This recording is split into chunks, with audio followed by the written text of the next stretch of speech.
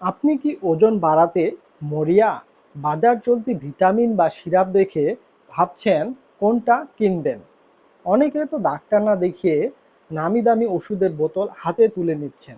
কিন্তু আপনি কি জানেন যে সিরাপটি আপনি খাচ্ছেন বা আপনার শরীরের ওপর কি প্রভাব ফেলতে পারে? আজ আমরা কথা বলবো আমলক্ষী প্লাস সিরাপ নিয়ে। এটি আসলে কি, কেন মানুষ এটি খাচ্ছে, আর না বুঝে খেলে আপনার অজান্তে কি বিপদ হতে পারে। ভিডিওটি শেষ পর্যন্ত দেখুন, হয়তো আপনার আজকের এই সচেতনতায় বাঁচিয়ে দেবে আপনার স্বাস্থ্য।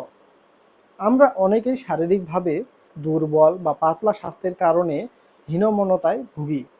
এই সুযোগটাই কাজে লাগায় বিভিন্ন কোম্পানি। তারা ছাড়ে নানা ধরনের সিরাপ।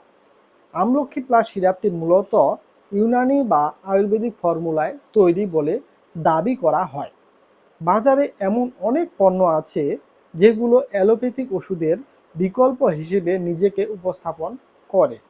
এই সিরাপগুলো সাধারণত রুচি বাড়ানোর জন্য ব্যবহৃত হয়। অনেকেই মনে করেন এগুলো খেলে শরীরে চর্বি বাড়বে, গাল ফুলবে বা মোটা হওয়া যাবে। কিন্তু এই ধারণার পেছনে কতটা বিজ্ঞান আছে তা কি আমরা কখনো ভেবে দেখেছি? এখন প্রশ্ন হলো, এটা কিভাবে কাজ করে।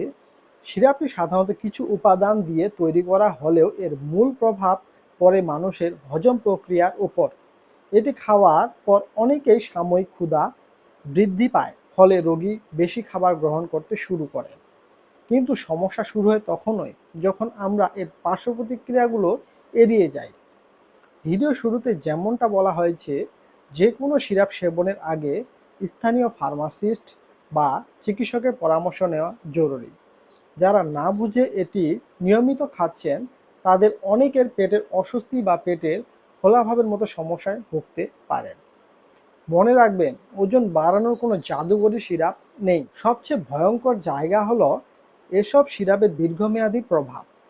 অনেক সময় বাজারে এমন সব সিরাপ পাওয়া যায় যা অসাধুভাবে তৈরি করা হয়। এগুলো কোনো সুনির্দিষ্ট ফর্মুলা নেই বা মান নিয়ন্ত্রণের কোনো নিশ্চয়তাও নেই। আপনি যদি নিয়মিত এমন কোনো ওষুধ খান যা আপনার শরীরের বিপাকীয় প্রক্রিয়ার সাথে সামঞ্জস্যপূর্ণ নয়, তবে তা আপনার কিডনি বা লিভারের উপর দীর্ঘমেয়াদী চাপ সৃষ্টি করতে পারে। ওজন বাড়ানোর জন্য সুস্থ উপায় হলো সুষম খাবার গ্রহণ এবং পর্যাপ্ত বিশ্রাম। ওষুধের মাধ্যমে প্রাকৃতিকভাবে ওজন বাড়ানোর চেষ্টা করলে শরীরে সুস্থ হওয়ার বদলে অসুস্থ হয়ে পড়ার ঝুঁকি বেশি থাকে। পরিশেষে একটা কথাই বলবো, শরীর নিয়ে কোনো ধরনের পরীক্ষা নিরীক্ষা করবেন না।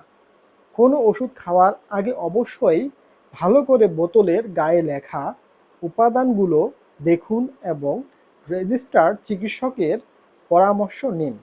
সুস্থ থাকাটা কোনো প্রতিযোগিতার নাম নয়, বরং সঠিক জীবনযাত্রার ফলাফল। আজকের এই তথ্যটি আপনার বন্ধু বা প্রিয়জনদের সাথে শেয়ার করতে ভুলবেন না। এতে করে তারা এই ভিডিওটি দেখে সচেতন হতে পারবে। সুস্থ থাকুন, সচেতন থাকুন। আর আমাদের চ্যানেলে নতুন দর্শক হয়ে থাকলে চ্যানেলটি অবশ্যই সাবস্ক্রাইব করে রাখবেন এবং পাশে থাকা বেল বাটনটি অল করে দিবেন। ধন্যবাদ।